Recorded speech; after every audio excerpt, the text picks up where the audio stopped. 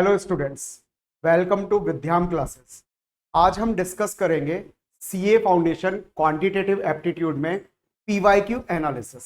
सबसे पहले आज के वीडियो में हम डिस्कस करेंगे कि हमारे पास जो मैथमेटिक्स में बिजनेस मैथमेटिक्स का जो पोर्शन है क्वांटिटेटिव एप्टीट्यूड में, उसमें प्रीवियस 10 ईयर्स में किस किस चैप्टर में से कितने कितने क्वेश्चंस आए, ठीक है, और उनका वेटेज क्या रहा है।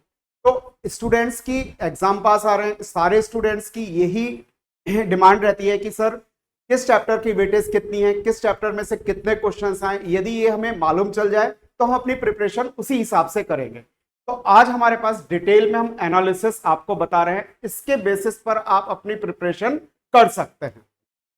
तो सबसे पहले हम आते हैं अपने चैप्टर नंबर 1 पर, मैथ्स में ratio, proportion, indices and logarithm. ये हमारा चैप्टर नंबर 1 है। तो चैप्टर नंबर 1 में से आप देख रहे हो आपके पास पूरा ग्राफिकल रिप्रेजेंटेशन है।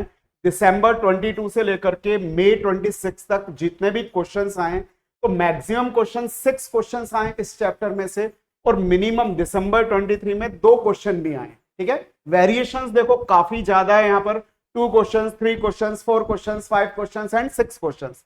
यदि हम लास्ट 10 ईयर्स में देखें तो टोटल 41 क्वेश्चंस पूछे जा चुके हैं इस चैप्टर में से, यानी कि एवरेज हमारे पास आता है 4.1 क्वेश्चंस पर अटेम्प्ट का। तो हम ये मान के चल सकते हैं कि इस चैप्टर में से 4 to 5 क्वेश्चंस हमारे पास आएंगे। एवरेज 4 का आ रहा है, 4.1 का आ रहा है, ठीक है ना। फिर भी हम ये मान सकते हैं 4 to 5 क्वेश्चंस आ सकते हैं हमारे पास इस अटेम्प्ट में, ठीक है बेटा। चैप्टर इजी है, ठीक है, वेटेज भी ठीक ठाक है, 4-5 क्वेश्चंस की वेटेज, बहुत कम वेटेज नहीं होती है।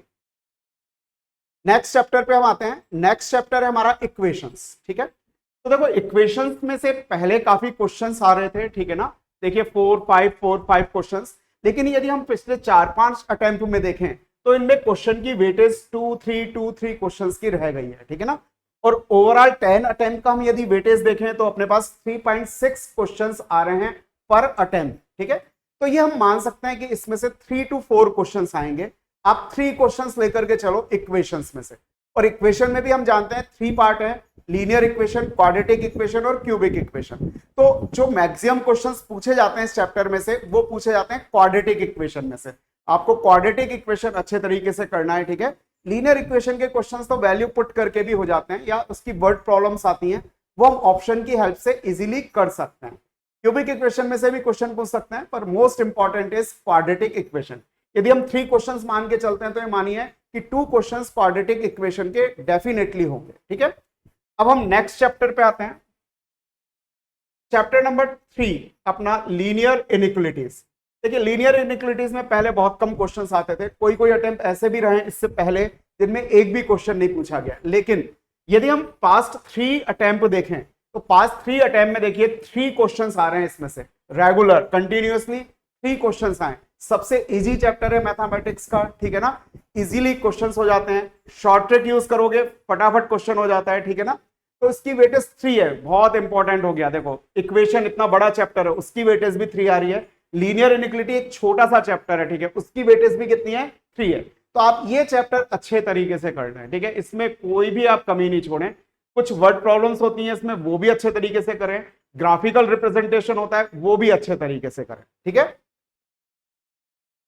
इसके बाद हमारा मोस्ट अवेटिंग चैप्टर है, ठीक है ना, मोस्ट इंपॉर्टेंट चैप्टर है मैथमेटिक्स ऑफ फाइनेंस।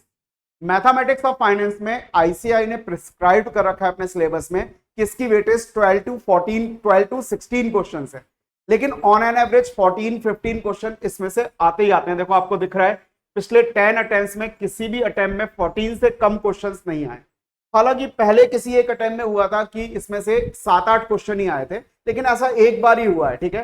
बाकी हर बार इसमें से 14-15 क्वेश्चंस आ रहे हैं। एवरेज हमारा 14.3 का बैठ रहा है। हम यही मान के चलते हैं इसमें से 15 क्वेश्चंस आएंगे, ठीक है। 15 क्वेश्चंस का मतलब है करीब करीब सब में से इक्वल आते हैं, ठीक है ना।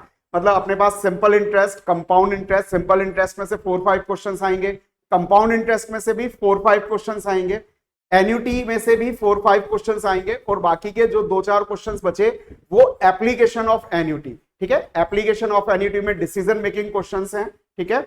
इसके अलावा क्या है अपने पास, CAGR है, compound annual growth rate, net present value पर क्वेश्चंस हैं अपने पास, वैल्यूएशन ऑफ बॉन्ड पर क्वेश्चंस हैं, परपेचुइटी पर क्वेश्चंस हैं, इन सब पे भी क्वेश्चंस आएंगे, इंपॉर्टेंट है। स्टार्टिंग में जब ये इंट्रोड्यूस हुए थे टॉपिक तो इन पर क्वेश्चन कम पूछे जा रहे थे, लेकिन अब इन पर क्वेश्चंस पूछे जा रहे हैं, ठीक है। ज्यादातर क्वेश्चंस देखा जाए तो CAGR पर हर अटेम्प्ट में क्वेश्चन पूछा जा रहा है। CAGR आप अच्छे तरीके से कर लें। इसके बाद हमारे पास नेक्स्ट है परमुटेशन एंड कॉम्बिनेशन।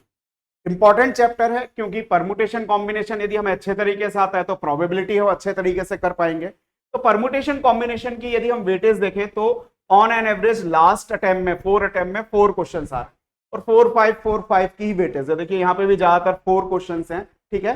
तो इसका एवरेज भी देखो 4 ही आ रहा है। 10 अटेम्प्ट में 40 क्वेश्चन आए हैं। अच्छा चैप्टर है, इंपॉर्टेंट चैप्टर है, कॉन्सेप्चुअल चैप्टर है, समझ में आ गया तो इसके क्वेश्चन आसानी से कर सकते हो।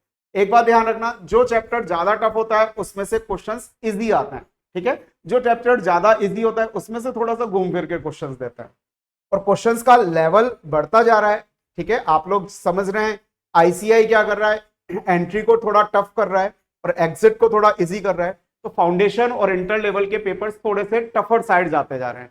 तो टफर साइड आपको अच्छे तरीके से प्रिपरेशन करनी है, ठीक है। सिर्फ मॉड्यूल से काम नहीं चलेगा, हमें एक्स्ट्रा मटेरियल भी करना पड़ेगा। फिर नेक्स्ट चैप्टर है हमारा sequence and series. Sequence and series में से देखिए ऑन एन एवरेज 3-4 क्वेश्चंस आ रहे हैं। किसी एक अटेम्प्ट में 5 क्वेश्चंस भी आ गए, पर इसका एवरेज 3.5 का बैठ रहा है, तो हम 4 क्वेश्चंस मान करके चलते हैं कि इसमें से 4 क्वेश्चंस आ सकता है, ठीक है बेटा। नेक्स्ट चैप्टर है हमारे पास सेट रिलेशन एंड फंक्शंस।